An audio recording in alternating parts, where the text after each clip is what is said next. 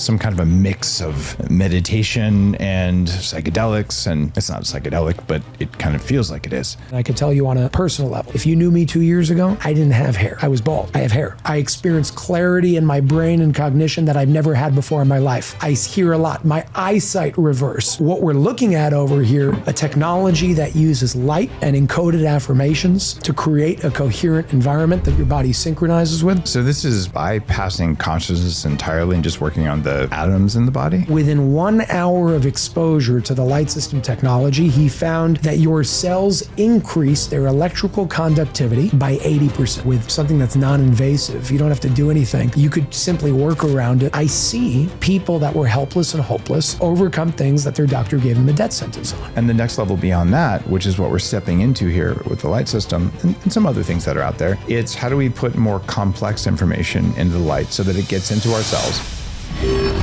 You're listening to The Human Upgrade with Dave Asprey.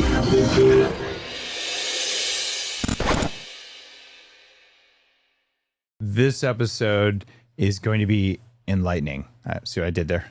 If you're watching the video, there is a very unusual device sitting in front of me, a giant pyramid with stuff on it. And when you stare at it, it does something to your brain. And we're going to talk about what that is. And our guest today is Jason Shurka, who's an author and a philanthropist and the guy behind a company called Unified Healing, which just joined Gaia Network, which is really cool. Congratulations on that, by the way. Thank you. Author of 5 books on health and spiritual stuff, we'll put it that way. And he's working with a company called The Light System.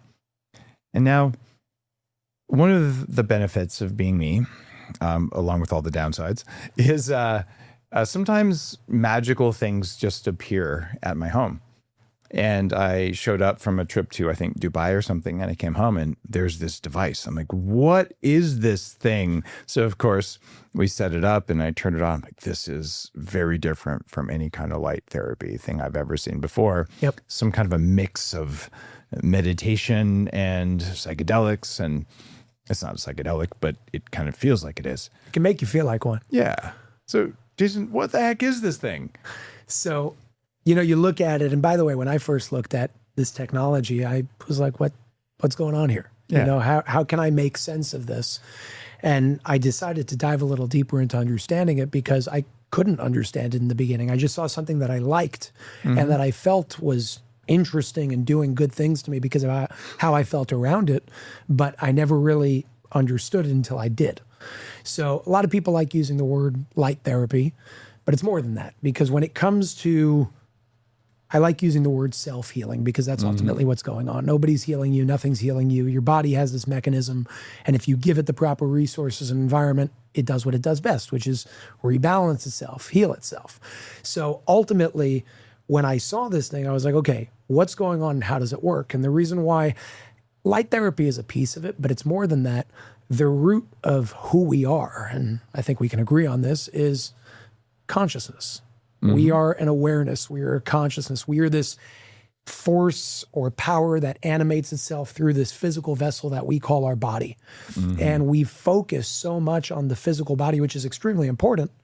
But if you do all the physical things right, your mental, emotional, spiritual psyche is not there, not balanced and coherent, you can have problems. So what we're looking at over here in super short, simplified manners is a technology that uses light and encoded affirmations to create a coherent environment that your body synchronizes with, but it's not just your body, it's your mind. And initially, this was created by the inventor, his name is Robert Religa. It was created for the purposes of reaching a deeper state of meditation in a much shorter period of time. Okay. Well, I'm kind of into that. So I started True Light, which is one of the first consumer-focused light therapy companies. And this is just from the color of light, right? Red, infrared, amber, things like that. And since that time, there's been all kinds of things coming out, including lasers we've had on the show where they blink at certain rates. And we're realizing there's intensity and color of light do something to our physical body and our cells. And then there's the rate of blinking of the light. But if you think about it more, when you read a book, it's also light therapy in that the light's bouncing off the book and there's information in it. Yes. Right? So this remarkable looking device. These are not letters that are on it, but when you look at it, I can feel my brain's going into an altered state, which is remarkable. And the whole idea of how do you get more meditation in less time? I mean, 40 Years of Zen is a company that's based on that. Like, how do I get 20 or 30 or 40 years of meditation in 5 days? This is somewhere in the middle of all that. But what's it actually doing? These are not letters. It's not Sanskrit, but there's something moving on the screen, and I'm go into an altered state that's not like watching TV. Like, what's happening? What if I told you they are letters?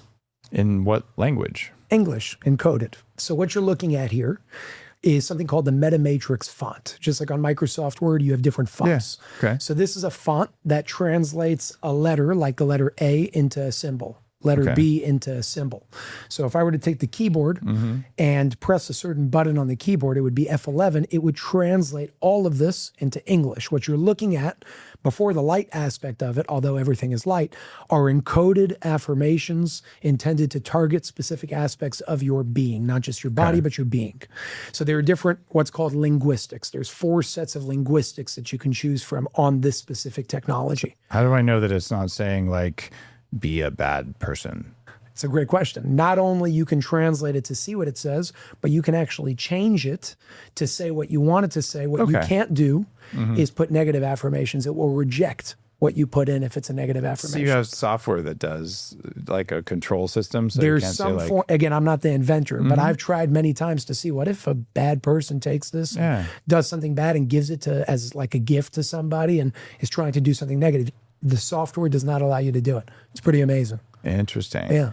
So what are the types of affirmations that I can't read? Well, before that, the reason why the affirmations are so important, you know Dr. Masaru Emoto on the water experiment.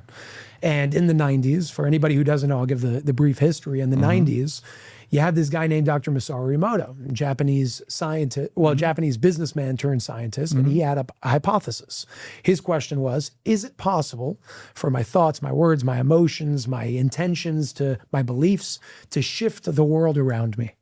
And everybody looked at him like, what are you talking about? I don't think that's possible. You would have to touch it because as far as everybody's concerned, especially in the 90s, everything's physical. And he said, well, let's do a test. He took 2 glasses of the same exact water. And it was really Petri dishes, but we'll call them glasses. And in one glass, he intended very negatively towards it. He said, you're ugly and you're disgusting and all those things. And then he did the exact opposite on the other side. And he said, I love you and I forgive you and I have compassion and so on and so forth. And he took that water and he froze it. And he froze it with the intention of trying to understand, or with the understanding that water has a molecular formation to it. And with that molecular formation, you can see if one changes over another. So when he froze it, as you know, he saw time and time again that the negatively intended water was always distorted and ugly, and the positively intended water was always coherent, almost like a snowflake structure. Well, being that we're made of over 70% water, and energy and electricity flows through that water in your body, think of it like a highway. If you or a hose, if you have a kink in the hose, well, or a distortion is actually what's going on, then energy's not going to move. You have something called a dis-ease or a disease. It gets stagnant, it gets stuck, and you get sick. The purpose of these positively encoded affirmations, all focused on different types of things, which I can explain in a moment, is focused to what it's literally doing right now to me and you and everybody else in this room is restructuring the molecular formation of water in your body, which is one of the basics of health in the human body. When you have structured water, you have highways that energy and electricity can flow coherently and flawlessly, as opposed to the opposite, which would be a dis-ease or stagnant energy. So this is bypassing consciousness entirely and just working on the atoms in the body? Working on, well, you can call it atoms if you want to put it that way. Although at the same time, while it's what happens when you structure the molecular formation of water in your body. Affects your biology, Affects your biology. And when you affect your biology, you affect your psyche. Because if you're eating McDonald's every day and you're eating garbage every day, that affects your biology, and then that affects your spirituality, which then affects your psyche and your emotions and your behavior and so on and so. So it's all interconnected one way or another. So most people, before they start on some meditation work or something, you kind of believe that everything comes in, is processed through the mind, and then enters the body. And over time, you realize that it's actually the other way around. It always comes in through the body and then appears to the mind. Right. So this is coming in through the body. but I can't say that I'm getting any particular thoughts because I can't read the font. But you're saying the energy, the information behind the font is affecting the body. So interestingly enough, the research that was done on this technology, they checked between the Metamatrix font and English font. And for whatever reason, I don't know why, the Metamatrix font actually had better actions and implications on the body when you can't read it. Maybe because it's the equivalent of, when you're doing some form of meditation, and there are two options of songs. One song is in English and you understand the words, and the other one is not, and it's just sounds to you. The sounds in some cases allow you to drop deeper. Yeah. So what you're looking at with the Metamatrix font is not just a random font, it's connected differently than the English language. The English language is connected horizontally. The Metamatrix font is connected horizontally and vertically, allowing for more flow. But the inventor, Robert Religo, was into transcendental meditation. And he wanted to find a way to be able to reach deeper states of meditation without all the effort of over and over chanting and allowing energy to flow easier. So that's exactly what it was intended for. He never meant for it to do what it does today. And I could tell you on a personal level, if you knew me 2 years ago, I didn't have hair, like no hair. Whoa. I was bald. I have hair. And you think that? It's the only difference that I made in my life. Wow. And that's on a personal level. I could share experiences, not as medical aspects of things, but more so experiences that people had with their reviews, testimonials, firsthand experiences. You're talking anywhere from back pain that has been there for 20 years and you're doing everything you can possibly do and nothing's helping. I've seen time and time again, people are coming and saying, I don't know what this is doing and how it works on my body, but I could tell you that after 2 weeks of having this in my home, it changed absolutely everything. And I'm not dealing with everything that I was dealing with over the past 20 years. It's now going away over time. Some people, it happens in a few weeks. Most people, it will happen over a span of a few months. I would give a general benchmark of 90 days of consistency. Consistency doesn't have to mean every day. Consistency can mean once a week you're sleeping around it, or once a week you're spending 4 hours around it, and you're doing that consistently. And do you have to stare at the light system thing? No. Or you just have to have it in the room and it's on? So think of the sun. Do you have to stare at the sun for your body to produce vitamin D? No, you need to be around it because your body is absorbing that light. So how far away do you have to be from it? So far what the research shows is so long as it is in the same room with you. Okay. Of course, the closer you are to an extent, not directly on it, Yeah. but the closer you are, the better. In a room like this, it's not going to make a difference. The variance is so little that it really doesn't matter. Some people are going to say this sounds like complete BS. Yep. And I will call out that there are 3 different kinds of fields that are really important. One of them is called a morphogenic field. Rupert Sheldrake talks about those a lot. There's also information field theory, which is the second most likely theory behind how things work, with the first one being quantum fields that are very provable and real, and you can mathematically work those out. So do you know, is this an information field thing? Is this a quantum field thing? It would be a combination of both information and quantum field. Okay. Quantum meaning the energy that is not measurable. So now you're getting more into what's theoretical physics, something that hasn't been proven through mathematics because it's not linear. Call it scalar energy. Well, we actually can prove a lot of that now. Like if you read Robert Lanza's work and all that, you can get a PhD in quantum biology. That's a real thing, and we can measure quantum effects now. And then you go to conventional physics and scientists, and they'll be like, those guys are crazy. Even though you can prove it, there's always this, I like doing what I can actually see and prove, although I'm all in for all the other things as well, because you could see them by effect.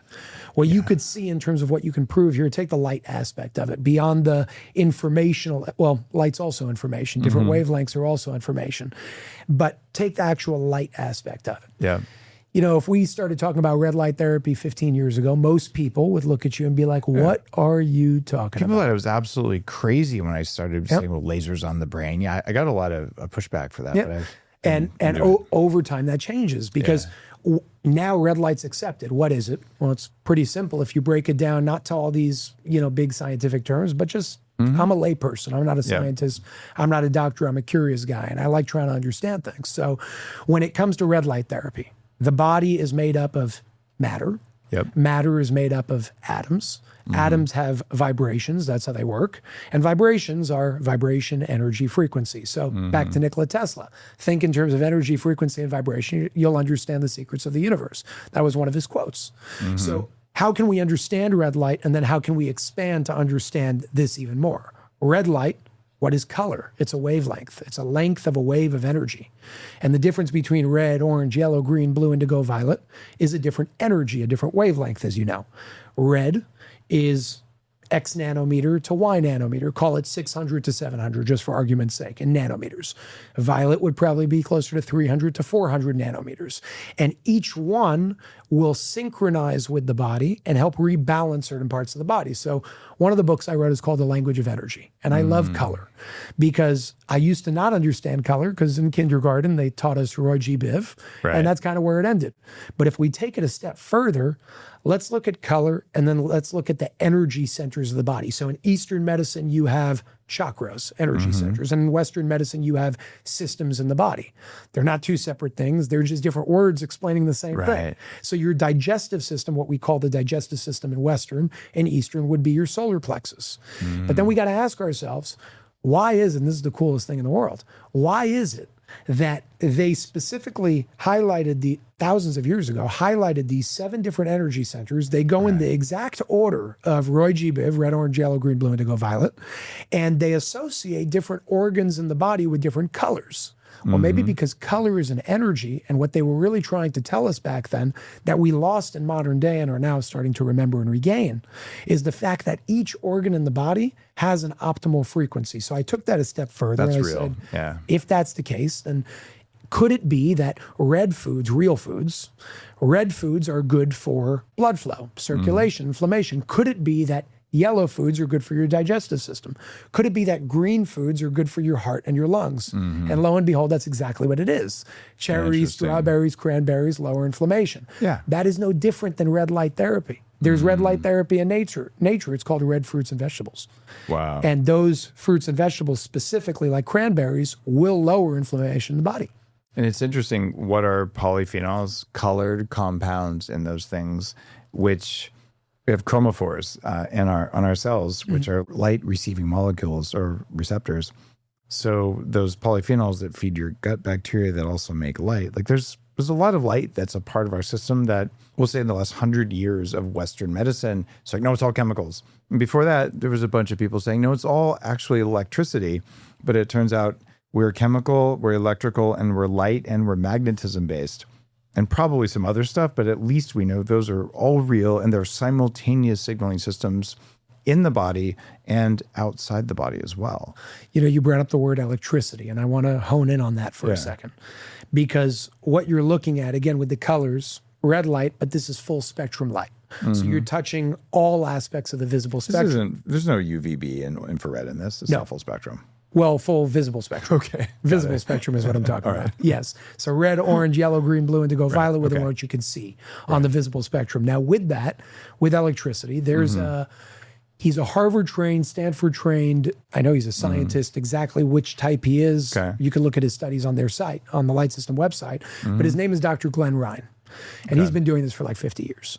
Dr. Glenn Ryan did a study on this technology, and he's actively doing studies right now on the technology as well. And what he found, and this is like the base of it all, is that within 1 hour of exposure to the light system technology, he found that your cells increase their electrical conductivity by 80%. And do you know what that measure is? What do you mean? Like, what do you use to measure electrical conductivity? He uses a method called the electrical impedance spectroscopy method, EIS method. Okay, got it. And he sees how much is it impeding or not impeding. And that's how he can measure the aspect of how much more conductivity is there. And by the way, if you go into an Upgrade Labs location, we use an impedance measure of electrical output of the cells. That's one of the ways we're scoring your biology to figure out what biohacking interventions work. So that is real science.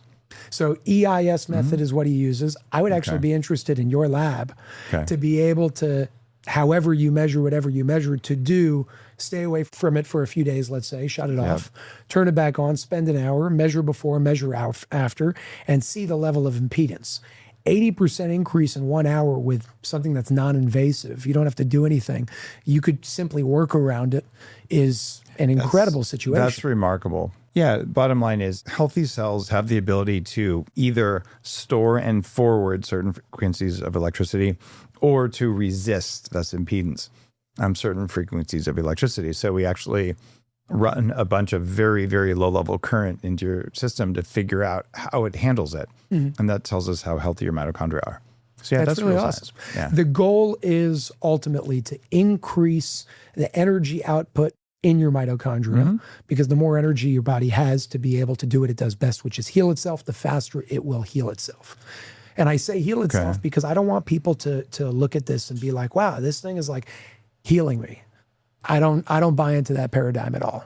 Your body is the greatest form of technology there is. And there are a lot of stepping stones out there that we can use, technologies out there that we can use to catalyze the process. But we can't be fooled, and we can't think that our body's not doing it itself. We are giving it the proper tools to do it. The body is ultimately this magical, divine tool and form of technology that's really doing it. That's how it is at the end of the day. And it gets so messy because we have this hardcore, like Western rational science, which I'm a fan of.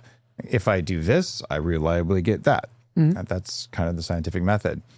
And what really messes with people is, if I do this, I reliably get that, and I don't have a good story to explain why.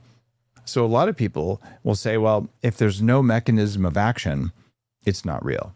And that's actually really weird, because what if we just don't know the mechanism of action? As long as it works, it's okay. So one of my favorite things when people are really rigid and they're saying, well, I know that I can see that it works in studies, but I'm not going to believe that it works without that evidence, or without that, sorry, there is evidence, but without the mechanism. I say, oh, you need a mechanism? Okay, leprechauns, right? And then they get outraged. They go, well, look, every mechanism that we have in science is a story about how we think it works, but most of them get disproven in 20 years, and then we have a better one. You don't actually know. I was on stage at a consciousness conference a couple of years ago, and I said, I know I will be misquoted about this. And I was on with a bunch of PhDs, and I said, but science is bullshit. Right. And they're looking at me kind of offended. And yes, I was helping the audience be interested. But I said, here's why. Because science is the best story we have for why it works. But it's always subject to another story coming. So it's not that this is proven in science. It's that we believe this is the story until proven otherwise. So it's incredibly useful. And I am a scientist. And at the same time, I recognize that how we think it works might not be how it works, because we used to have Newtonian physics. Right? I was just going to say that with time. Yeah. And then it was absolute. Now it's relative. Like, what is that? And then like everything changes, and it's going to keep changing. And I'm pretty sure that we're going to move more and more into an understanding of quantum reality, but I could be wrong. And all of that is also a story. And who knows, behind all that, maybe it's all turtles. Like we just don't know. And it's okay that we don't know. Right. But as long as if you do this, you get this, and we get better at doing this to get more of this, that's evolution. If we're talking more on like the who we are and how things work, take the ego in psychology. The ego is not a bad thing. It can just take over you if you don't know how to control it and how it works. The ego likes closure. The ego likes certainty. The ego creates this story of exactly what you just said, of this is how it works because it, I mean, then what would anything be if we don't know exactly how it works? And there's a beauty in uncertainty. But with that, we also need some form of structure while also understanding that there's uncertainty every step of the way. So I like looking at two things. If we only look at studies, we all know that studies can be manipulated. And okay, so that's not enough. I mean, Big Pharma would never do that or get fined like $50 billion for lying in studies. I mean, heaven for, oh wait, it did happen. Yeah. You know, so we have studies, and then we have real life experiences. And I mean, not to go too much into this topic, but let's look at what happened 4 years ago in 2020. The science was saying, do this, do this, do this, but the experiences were saying, no, this is what I'm experiencing. I'm pretty sure that 6 feet of social distancing, that was totally science. It was maybe made up. Fauci admitted he made it up, guys. So it's like, I understand the need for structure, and structure comes over time, especially with ever-changing understandings of how the world works, how energy works, how reality works. Those things are changing every single day, and not so much changing, but evolving every single day. What I like doing is twofold, and I think this is, in my opinion, the healthiest way to go about anything out there. You look at the science, which you know is going to change over time, and then what I actually put above the study is what is happening to everybody around the world that's experiencing it, that are not paid actors, that don't know each other, and what stories can we make from that? And that's what brought me to this technology, because when I see people that I know don't know each other, from Iceland to all over Europe, to Africa, to South America, to every state in the United States, these are people that don't know each other and everybody's saying the same thing. I experienced relief and pain in my body. I experienced a deeper level of meditation. I experienced clarity in my brain and cognition that I've never had before in my life. I hear a lot. My eyesight reversed. Interesting. I hear a lot. My hair grew. I experienced that one on my own. And then you have the more extreme situations, which sound few and far between, but I hear them all the time. I had a cystic fibroid in my uterus that was X amount of centimeters, and the doctor said, you're going to have to do this surgery, and it might be, this disease or whatever it is. And in some cases, the best cases are a few hours all the way to a few months, all the way to a year. People are dissolving that. Now, Is it the technology that's doing that? No, your body knows how to do that, but you need to give your body the proper environment to do that. So beyond any study, studies are great and they're very important. I like listening to people's experience on the ground and what I see myself, because I'm a skeptic at heart. I come from a real estate family. I'm in the business world, not in this world. But this is my passion, and it's even stronger now because I see people that were helpless and hopeless overcome things that their doctor gave them a death sentence on. And that to me is worth traveling the world for and speaking about. Wow. It makes so much sense. Because if people are talking about getting results over and over, it's a form of evidence called clinical evidence.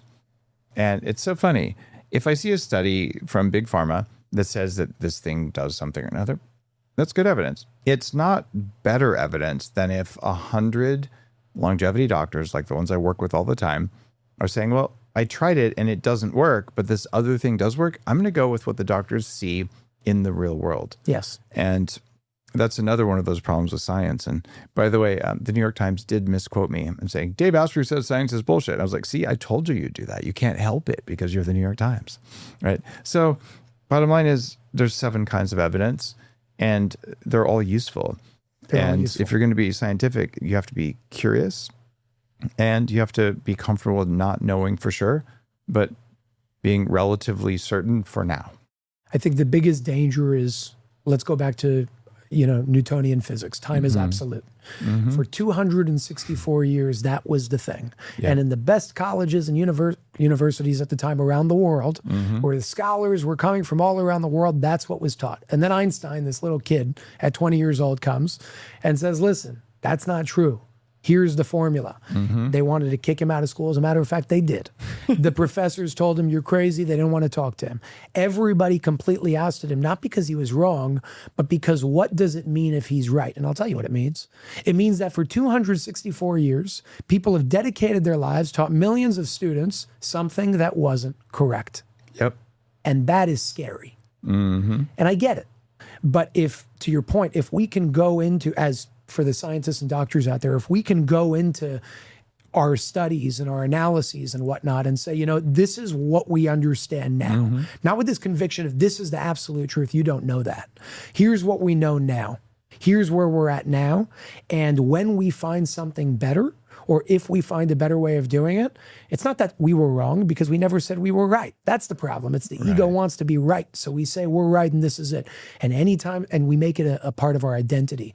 And anytime somebody comes and challenges that belief, they're no longer just challenging a belief. They're challenging you as a human being and your identity.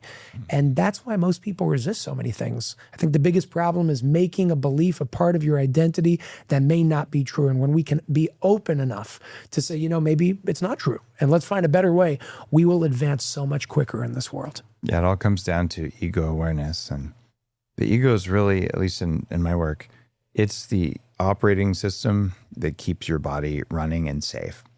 And the problem with the ego is it's based on bacterial consciousness. Yep. It's really fast and it's really simple and stupid. And it has the ability to make you feel things in order to control you. And so that explains a lot of the weird, esoteric things about ego and a lot of psychology. There's a reason for it. And if you believe everything that your body is making you feel, you'll probably end up kind of crazy and narcissistic. So you just have to be calm and go, I wonder why my body's doing that right now. Yeah. And I think with the ego specifically, so many people say, the ego is bad and you need to have an ego death. I don't believe that. I think the ego is the part of you that's going to cause you to run away from a bear that's running after you. Because the ego believes that when your body dies, you die. The soul understands differently. But if you were just operating from this time as an illusion and death is an illusion, I agree. But the ego is the mechanism that cannot understand that and should not understand that because it invokes fear when there's a dangerous situation. You can have friends, a job, a phone full of apps, and still feel alone. If that hits a nerve, keep listening. Anxiety and loneliness continue to climb, and research shows a deeper driver than money or politics. Many people no longer know the meaning of their lives, and many have stopped looking for it. Technology fills your attention every minute and crowds out reflection, love, beauty, and transcendence. When life feels meaningless, happiness drops. Scientific data backs that up. Dr. Arthur Brooks, the #1 New York Times bestselling author of From Strength to Strength, explores this problem clearly in his new book, The Meaning of Your Life: Finding Purpose in an Age of Emptiness. It's coming out on March 31st. Arthur draws on neuroscience, psychology, history, and philosophy to explain why the modern world makes meaning so hard to find. And then he gives you a plan to discover your life's deepest purpose. Pre-order now at themeaningofyourlife.com to receive a gift bundle and VIP access to his virtual launch event with Rainn Wilson, Chip Conley, Hoda Kotb, Chris Williamson, Dan Buettner, and many more. You can also see Arthur speak live at my 2026 Beyond Biohacking Conference. Secure your ticket now at beyondconference.com. And don't forget to go to themeaningofyourlife.com to pre-order Dr. Brooks's new book today. As you age, one very important thing quietly declines. It's your stem cells. You're not going to feel them declining. And it's not just a number, but it's their ability to repair and recover and renew every part of your body. And that's why your recovery can stall, even if your habits are the right ones. Like that hangover that hits harder, or the gym workout that leaves you aching for days, or waking up tired even though you did get 8 hours of sleep and you thought it was good. Stem Regen supports your body's natural renewal process because it triggers the release of about 10 million of your own stem cells every single time you take it. It also supports circulation, so those cells can actually get to where they need to be. So Stem Regen helps your body do what it already knows how to do, which is just to prioritize smarter strategies for healing instead of just working harder when your body can't heal. So go to stemregen.co/Dave30 and get 30% off your next order of Stem Regen. This stuff works and I use it all the time. Ego death is actually very easy to achieve. You just have to die. Because the ego is inherent to having a body, but you can have a well-trained and controlled ego, or you can have one that's out of control. But if you have a body, you have an ego. I like saying you can either be a servant to the ego or a master of it. There you go. And I choose to be a master of it. Live in this world. Don't try to escape the matrix and all that stuff that some people say. There's a world that we're living in physical reality. It's not real fundamentally, but we experience it as our reality. Understand the rules, understand the laws, understand the foundations that make it up, and become a master of this game so you can have fun while living instead of just, being this. Can I get lucky? There is no luck. There's cause and effect. And if you understand cause and effect, well, then you can reverse engineer, produce a cause to render your desired effect. It's no longer lucky. It's science. I want to go back to the light system device that I'm staring at here. Yep. How the heck did the inventor come up with this? It's a good question. I interviewed him. I've had conversations with him. And I want to give a background on him real quick. Sure. This is not a doctor. This is not a scientist. This is a programmer. He had two interests in life. Today, he's about 74, 75 years old. So when he was programming back in the 80s, it was a completely different world than it is today. Yep. And in the 80s, which was, or 70s or 80s, around his 20s, was when according to him, with his story that he shared in the interview that I did with him in the podcast that I did, he started listening to different individuals on the radio. I'm forgetting there was a main guy. He's no longer alive today. I don't know why I'm forgetting it, but one of the big guys in the spiritual movement in the world at the time. And he got into it. Now, while he got into that, he was already very interested in programming, computers, things like that. This is when it was all beginning, in the very, very beginning. Oh, yeah. And he had a natural gift for it. So you take a guy that became a very, very good programmer over a period of time and has a very deep interest into meditation, transcendental meditation, so on and so forth. And he decided to combine his understanding of the two to create, or use his expertise in programming at the time to create something. The way he explained it is he's sitting there chanting for so long with TM, and it's like, it's so much effort. And he wanted to find a way without all that effort. yeah.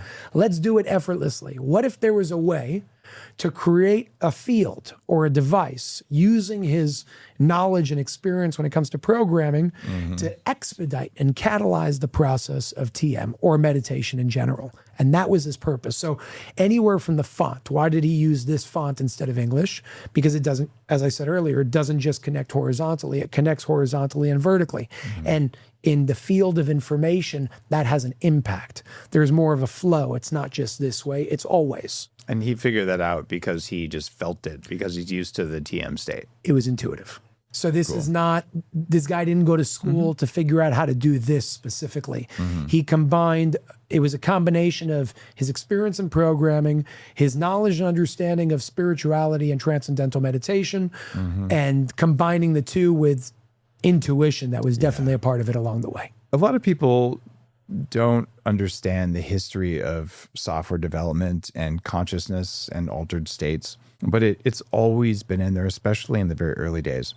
And I'm that weird person where when I was 8 years old in 1980, I had my own computer. This was a pre-DOS computer. In fact, they were about $5,000 in 1980s dollars. And just because my dad worked in the field, so I got his hand-me-down. And so I was, submitting typed homework, and my teacher's like, "What is this? This isn't what normal people do." And even one of the Microsoft founders bought my crib because my mom was the first employee of the company that became Microsoft. No, she didn't get stock options. She answered the phone when she was pregnant with me. But you look at Steve Jobs, you look at all of them, they all had psychedelic experiences. They were all doing weird TM and meditation. And this is kind of the idea of wizards. A lot of the early software people were practicing esoteric things. Some of them identified it, and others were just there. And even language, casting spells. Another story from back in the day, there's a Jesuit priest who'd studied languages extensively and interviewed for a job at one of the national laboratories to write software. And they said, "Well, do you know any languages?" He said, "Oh yeah, I know Latin and French and 5 other languages." They said, "No, like software." He goes, "Well, how hard could it be? Just give me a book. I'll write the code tomorrow." And he goes home and he reads a book on it and comes back and he's like writes full code. That's the kind of person Robert Relly is. And they're saying, "How could you do that?" He said, "Well, it's a really simple language compared to French. Like, how hard is it?" So these are unique minds, often on the spectrum, and they're not in the reality that you and I regularly experience. Often on the spectrum is a big one. And they see things differently. When I asked them, like, what is this, behind all what I'm seeing, the way he explained it, and I'm still diving deeper into this myself, but he explained 3 different planes: the physical plane, the astral plane, and the causal plane. And his goal was to use the physical plane as an entry point to then reach the astral plane, which ultimately goes to the fundamental reality of it all, which is what he calls the causal plane. And I've looked into this myself after he explained that to me, but ultimately, if you were to ask him and how he explained it in my podcast with him, it's a device that is used to interact with the causal plane. For anybody that would resonate with, that understands that. It's interesting stuff. It is really interesting stuff. So I used to have Asperger syndrome. So I was on the spectrum. I say used to because, well, you can go back and reprogram all that stuff. And I did. It was a lot of work. And I've done a whole couple episodes on it. And very recently, people have been talking about the telepathy tapes. Yes. And this is where they're finding kids on the spectrum who have really provable and incredible, we'll call them superpowers. And it just so happens that my lead neuroscientist at 40 Years of Zen is one of the neuroscientists in the telepathy tapes. So I've been working for 10 plus years using neurofeedback to get the signal coming off people's brains to turn on superpowers, including my own. And it's remarkable what happens here. And sometimes we don't know why. But usually there's enough of a pattern that if you have a good pattern match your brain, which I retained from having been on the spectrum, you can figure it out. You might not know all the whys, but if you do this and you do this, you get this. And I don't think I've ever heard somebody saying having been on the spectrum in past, which is amazing. It triggers a lot of people. I do not meet the clinical definition of it. Some of my structures of reality come from having a brain that evolved that way. But I mean, fixing your mitochondria and then reprogramming all of your senses, it was a 10-year journey. It's just a lot easier when you're young. I just had Tracy on the show who wrote Warrior Mom, and she reversed her son's autism. And so many people are doing it these days. It's just easier to do it when you're young. And better yet, how about we don't create a toxic environment that triggers autoimmune, mitochondrial, and all these other things, neurological inflammation. But it's recoverable for most people. It's just expensive and painful. Well, I'll tell you one thing that I've seen firsthand. Children on the spectrum, autism specifically, nonverbal. Yep. And we're talking about in some cases immediately, in some cases a few hours, in some cases a longer period of time. And these were one of the craziest situations I've seen. Less crazy, but still amazing, are sometimes you'll see those children who are very gifted, but they have these things going on. They can't calm down and they're running all over the place and they don't know what to do. You bring them into a room with one of these. I've seen it with my own eyes. Yeah. They could sleep calmly. Wow. For one of their moms are looking like, what's going on? How is this? But one of the most incredible ones is, and I've seen this several times in my experience with this technology, is children that are nonverbal, that are able to start slowly speaking again. Wow. By being around it. Now, how can you make sense of something like that? And that's where there's this intangible aspect that's going on. Physically, it may be metals in the brain, certain clogs in the brain, so on and so forth, this will literally help your body detox. And that's why after this, you want to do something like a salt bath. There are certain formulas that are on the website that will help detox specifically through your hands and your feet to be able to get rid of a lot of the garbage that gets loose during a session or during your time around one of these. But seeing children be able to come back to being more verbal than they were before because of the autism in some cases is just rewarding. It's incredible. What's the website, by the way? The website is The Light Systems, in plural, thelightsystems.com. And you're going to see a bunch of different things. I would say this is like one of the flagship ones. .shop? .com. Thelightsystems.com. Okay. They do have a shop as well with the medallions and the bracelets, which is a whole other conversation to speak about. And by the way, guys, it's thelightsystems.shop/Dave Asprey, or just use code Dave Asprey. And they'll give you $250 off if you want to get one. So thank you. Oh, you see, I didn't even know that. That's amazing. Just making sure that anytime someone comes on to talk about a technology, I'm like, give a discount to listeners. And awesome. So it helps us support the show too. So thank you. 100%. Thank you. And yeah, it's pretty weird. I mean, I've had this running in my living room and had it running up at 40 Years of Zen. And you stare at it, I'm feeling something happen in my brain. And I'm not quite sure what it is. It's definitely an altered state. And it almost feels like some of the CAP training that we do where we're getting 20 channels of electrical stuff. And like you're not intentionally trying to do something, but you feel the brain reorganizing itself. And this is doing something in that same neighborhood. It's pretty unusual. So why couldn't you just have the same thing running on a phone? So you just look at your phone doing So a few different purposes. Number one, the size. So when it comes to photons, this is working on something called biophotonic light, which in English, for anybody that's watching, is really just photons are like your particles of light, your aspects of light. Biophotonic, it will interact with your biofield and help change certain things or rebalance certain things in the body. So this specifically, the screen size, technically you could have one massive screen on one side and one massive screen on another side. The bigger the screen, and that's the difference between the different products that they offer. So you have your cube, your pyramid, your sphere, your chair, and then the much bigger systems that will require a bigger room to be able to host them in, as opposed to something like this. This, if I'm not mistaken, is about 1,100 square inches, whereas a cube is about 600 square inches in terms of surface area. The more surface area, the more photons. The brightness also impacts not the number of photons, but the quantity. I'm sorry, but the intensity of those photons. So the brighter, the better. This is already preset. Technically, you could take, on a phone, it's not going to do much. You could take two big screens and operate it that way. And when they're facing each other, it's even stronger. That's the difference between this and the bigger systems. This, you have outwardly facing screens.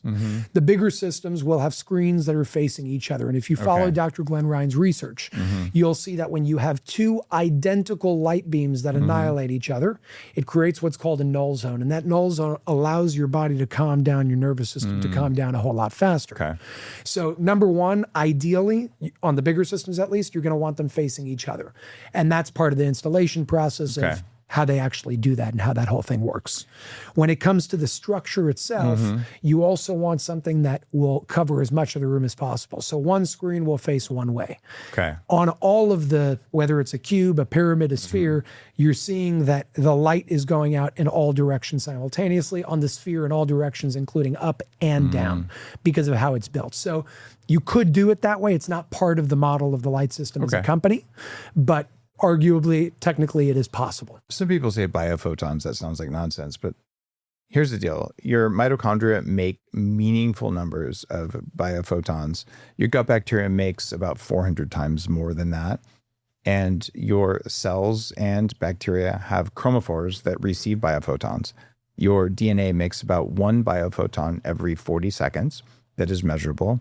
And I have actually looked at investing in a company run by 2 PhD quantum biologists that is actually measuring and reading the information in biophotons coming off of cells, modifying it and sending it back into cells to treat cancer. So you could say, yeah, biophotons are fake. No, that means you just aren't well read. That's what it comes down to. Biophotons are absolutely real. They're critical for biology. And it's one of the reasons that sunlight's important. Yes. And again, my personal experience, and I can relate to a lot of the audiences that may not understand it because I didn't. When I first saw this, again, I'm like, what is this, Dave? It doesn't make any sense. It's not that it doesn't make sense. It's that I did not have the tools and the knowledge to be able to understand it. And as I dive deeper, it actually teaches you a lot about life. Right? Because when you understand the inner workings of this, what this is doing is literally replicating natural processes. Now, in the best optimal world, we wouldn't need any technologies or anything outside of us because we could do it all. In a world where our skies are sprayed, our sun is dimmed, our water is not water anymore, our food is not food anymore, we have all these stressors, we're going to need to use stepping stones in order to get to what I like to call this ultimate destiny. And the ultimate destiny is a world where we're not sick and there is no diseases. And I believe that that's possible. The problem is we are doing so many things against nature today that it completely, I mean, not you in this situation, but shoes. What is that? Yeah, I'm barefoot right now. You know, it's like you're walking on plastic, you're sleeping on plastic, you're breathing in toxins. Nothing makes sense anymore in the world. But in a world like that, take vitamin D supplements. Ideally, you should be able to get everything from the sun. But when you don't, and you have certain issues going on, you live in a place like New York, because don't live in a place like New York. I moved from New York. But if you live in a place like New York, you're not going to get that much sun. You live in a place like Norway, you're not going to get as much sun. Your vitamin D levels are going to be lower. So in a world like that where we're sleeping in homes, I'm not saying go back to cavemen, we're going to need to supplement certain things in order to rebalance that. So just like your vitamin D is the supplement, this is the supplement. But it's a supplement for your energetic environment, which arguably is the most important thing there is. I agree. The energetic environment has to be set up right. And we don't understand that much about it. But I do know that there's dozens of them I've come across over the last 20, 30 years that seem like they shouldn't work, but they do in double-blinded and clinical trials and things like that, where you're going, God, that it doesn't make sense given what I understand. But if you're a scientist, if you do this, you get this. And you're saying, well, I don't like that result. That can't be, therefore it isn't. That's just your ego. And so I'm totally open to this. I can tell there's something going on. and I'm willing to believe the things you're talking about, but I'm also going to experiment and verify for myself. Please do. And so I'm intrigued, and I have a pretty good track record as a futurist. You know, the first e-commerce on the planet was out of my dorm room before we had a name for e-commerce. Like the first product ever sold before the browser existed was a t-shirt that said "Caffeine, my drug of choice." And I didn't know that was going to be a big deal, but I'm like, it's just a thing. So, you know, creating biohacking and all that, I've been saying for about 15 years now that, okay, light therapy in and of itself is important because getting the color of the light, the spectrum in, that's step one, right? And we know ultraviolet is important. We know infrared's important, and red, and all the different colors. But the second thing is putting information into the light. And this is making the light blink at a certain rate. That actually changes very fundamentally what happens. And the next level beyond that, which is what we're stepping into here with the light system and some other things that are out there, it's how do we put more complex information into the light so that it gets into our cells, and our cells are conscious. They're directly conscious. In fact, my most recent book, Heavily Meditated, became the best-selling philosophy book in the country. Wow. And it's an altered states meditation book, but like I wasn't expecting that. But the Dalai Lama's best friend and co-author, Victor Chan, just said, Dave, now that I've heard this theory about the ego and it coming from mitochondria and bacterial behaviors, it makes all the stuff the Dalai Lama's been saying for the last 50 years make more sense. Because there is an operating system in the body, Yep. and it is partially light-based, and it's possible to communicate with it in a way that's not conscious by design, because the body and the ego are pre-conscious, and they're not in the mind, they're in the body, and eventually end up in the mind. And then we take credit for it in the mind to think, look what my ego's doing. And it's just not like that. It's the subconscious becoming conscious, but those are the planes that we got to work on, because that's the majority of what's really going on. That thing that makes your heart beat and your blood flow, that's not a conscious thing that you're doing. It's this mechanism that's built innately into the world. It is its own consciousness that's doing it independently of you, which is kind of scary. Like, what? There's another consciousness running my body? Of course there is. Like, you're not squeezing your sphincters right now. And if you are, you're probably enjoying it, but that's just a few of the sphincters you have, because the rest of them, you don't even know where they are. Yep. Right. So that's a good thing. But it also means that you're subject to manipulation. And if you're subject to negative manipulation, you ought to be subject to positive manipulation. And why is it called biohacking? What do hackers do? We take control of systems. That's the thing. So one day, Linus Torvalds said, I don't like it that Bill Gates won't tell me what's going on in Microsoft, so I'll just make my own operating system. And today, the vast majority of what we're experiencing is running through an open sourced operating system made by hackers. So biohackers, we're taking control of our own system. And what do hackers do? They also protect systems. So I'm going to find every vulnerability in my biology and my consciousness to the best of my ability. And I will figure out how to use those for the benefit of myself and others, and how to stop bad people from attempting to use those against me. That's really an interesting perspective. I like that. I like that perspective. And so this is ideally beneficial. And I want to see what all these things actually say. Sure. Show me the settings for that. But assuming these intentions are good, all right, cool. We're hacking our biology, and we're doing it in a way that isn't perceptible. But let's see, what hacker does a good job if they set off all the alert systems when they come in? If I do a good job hacking a system, you'll never know I was there until whatever I put in does its thing. 100%. Right? So that's how it works in our bodies as well. You know what's cool, just to bring it to your attention for everybody, the linguistics are actually on the site as well for everybody to be able to see. So it's all fully transparent for everyone to see. So on thelightsystems.com, I can look it up. Yep. Okay, cool. So you'll be able to find that there as well. And then you have people like, Dr. Ed Group from Global Healing. Yeah.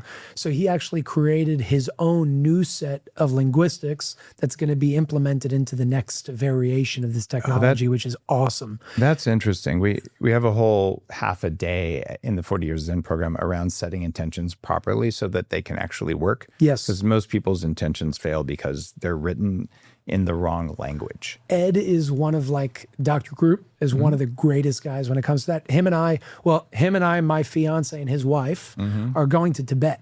Oh, cool. In a few months. And we're doing this whole journey with some masters out there. I think so. There's a whole whole itinerary that they put together. But Ed at Global Healing actually just started. It's about to be finalized and shared with the world. But there's a whole collaboration now where I think it's in Texas, his new manufacturing plant that they just opened. Oh, cool. They're bringing the light system with his linguistics moving forward now into their manufacturing plant, and they're charging all of their supplements moving forward. So in the very near future, you're going to see every single one of those Global Healing supplement bottles, whatever it may be, oxy powder, detoxidine, whatever it is, all with a badge that says supercharged by the light system. So Ed's a really awesome part of this. Interesting. And even down to the geometry, Robert Edward Grant is a part of that as well. Oh yeah, I love him. A lot of cool people involved here that are bringing their own gifts to make this bigger and better in the most productive way possible. We'll have to chat about that. It's really cool. And there's a reason why it's in this shape with the pyramid, because geometry, and Robert Grant is like the master of this, totally but the master. Geometry literally impacts the body. And I mean, you know, we think of technology needing screens or wires or whatever it may be, but that's not the true definition of technology. Technology can boil down to a shape that you wear. Because if you take a geometrical shape and put it on a water bottle, the water will synchronize with the energy or like the QR code of that shape and restructure itself. Well, same thing on you. If it can come down to you wearing a specific geometric formation on your neck as a necklace made of specific types of metals and elements and so on and so forth, and that will help restructure the water in your body, making you healthier, cleaner, and clearer. So same thing over here. Great Pyramid of Giza, smaller scale. It was intentionally designed this way. Yeah, the definition of technology, it's been kind of limited. Breathwork is technology. Psychedelics are technology. Meditation is technology. Fire is technology. It doesn't have to be a chip. Yep. It's just existing in a specific way. And when you take that existence and you move it or manipulate it, not in a negative way. People think manipulation is a bad thing. Manipulation could be a very positive thing too, like biohacking. I manipulate my ribeyes into juicy and delicious. I'm fine with that. So when you manipulate things in a conscious way and you understand those laws, fundamental laws of energy, I mean, beyond the technology, the way you live changes, right? The music you listen to changes. The people you spend time with change. The colors that you wear and the colors around you change. All of these things change from beginning to end. So it's, to me, beyond just understanding this technology, but understanding the fundamentals that it's actually built on, because that is the nature of reality. When we understand that, your life just becomes better. You're no longer bound by luck. You are bound by, I am doing things intentionally, I am creating in a specific way, and I am going according to cause and effect. Create the cause, produce your effect. It's beautiful. This is cool stuff. It's really esoteric. Absolutely willing to admit that, but some of the most powerful things I've done in my life are esoteric. Some of the breath work, some of the neurofeedback journeys, even going to Mount Kailash in remote parts of Tibet. The idea for biohacking and for putting butter in coffee, which became big societal movements. I mean, biohacking is a $36 billion industry. It came to me on the side of Mount Kailash in remote Western Tibet. It's the holiest mountain in the world. So being willing to suspend your disbelief if you're saying, oh, that stuff sounds like nonsense. Well, go do a bunch of holotropic breathing and come back and tell me that the world is the way you thought it was. There's lots of ways to do it. Ketamine, breathwork, tantra. I mean, my most recent book is like, here's all maybe not all, but the vast majority of technologies that let you enter altered states. And altered states are valuable because they're different ways of looking at reality and experiencing the world. Having control of your altered states is kind of useful, and getting drunk as an altered state is not a very good one. So let's find the good ones and how to get there quickly. Yep. And that's why if I could compress decades of meditation into 5 days, I'm going to do it. And it's the same ideal behind the invention of the light systems. So how do I make it easier and faster to meditate so I can have more time to do other stuff? Exactly. And I would say even beyond that, for anybody that, like myself, that looks at it and says, what's going on here? I want to try it. Right? Before you're going to go and take an action and spend all this money and bring it to your home, guess what? Unified Healing has hundreds of wellness centers around the world, hundreds in the United States and almost every state in the country, and dozens of countries around the world. Amazing. I think it's 55 countries around the world that Unified Healing has centers that it represents in. And many of those centers have the light system in it. That's so cool. For anybody that wants to try it, wherever you are around the world, it really doesn't matter. You could try it. That's on a different website. It's on unifiedhealing.com. Okay. And I'll share that link with you so you could share it. But that's where people can find it to actually try it and have a 2-hour experience, have an overnight experience, and go into it with no expectations and tell me how you feel after. That's the best thing you can do. That is so cool. Well, I'm looking forward to maybe putting this in my bedroom. It'll be hard to sleep with lights on, but I'll try it. No, you'd be surprised. Okay. I thought the same thing. Now, this is one of 250,000 different programmable combinations you can do. When you sleep around it, I'll send you the actual program that would be best to sleep around. It's going to be red light with a black background. Oh, that I could sleep with. Yeah. Okay. So you're going to have a red light with a black background. But, I mean, you could turn this into 250,000 different combinations, quite literally. Cool. But I do have favorite ones that I use for certain purposes. This is more so a default with a black background. I can include various different wavelengths on the screen that will brighten up this entire thing. But those are for different purposes. So depending on, if you're dealing with some issues with your heart physically, to phlegm in your lungs and you want to clear that, you're going to want more green wavelength. Got it. Right. Yellow is going to help more with digestion. Red's going to help more with blood flow, circulation, inflammation, so on and so forth. Blue, on the emotional level, will help with communication. On the physical level, it's going to help with your thyroid. So everything has a different purpose. There's a whole manual. I love this so much because I've written books on not this, but these topics. That is amazing. It's really awesome stuff. Well, thank you for sharing the very edges of biohacking and consciousness. And this is cool stuff. I have to admit, I every time I'm around this thing, I'm just kind of staring at it and I can feel something. And I haven't really dug in on what it is, but now that you've shared some stuff, I'll sit and stare at it for a while and see what happens. Awesome. All right. Meditate around it, sleep around it, and I'd love to hear your feedback there as well. All right. Thank you, my friends. And guys, thelightsystems.com, use code Dave Asprey and check it out. And you might be surprised. There's some cool stuff coming out in the world right now, and this is part of it. See you next time on the Human Upgrade Podcast.